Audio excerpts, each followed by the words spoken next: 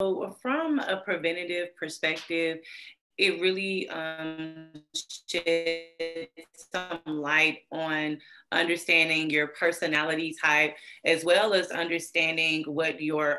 work-life balance is if you are a person who works outside of the home.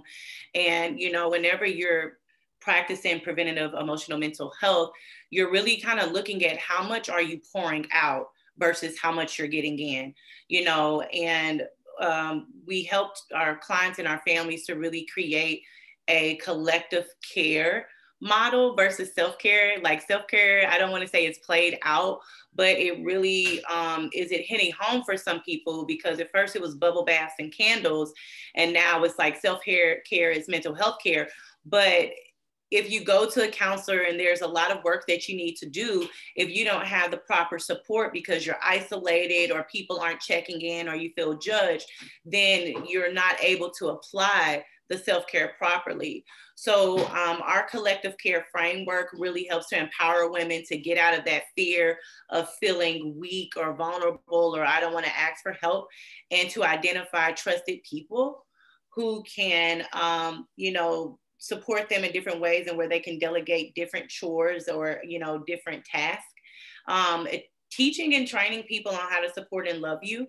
And something, because we are talking about women's health and wellness, even thinking about our monthly menstrual cycle or moon time, we're expected to work, cook, and clean like if we're not having a cycle. So also like retraining the people who live in your home or around you that when it's that time for you, that your chores or your responsibilities should be lessened,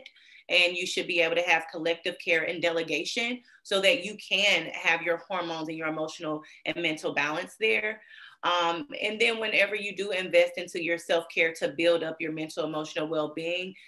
try your best to stick to it, and don't discard yourself in that manner. In regards to like processing grief and walking through that, it's okay to, really kind of take some time away. There's a lot of judgment around how much time you should take away to grieve. So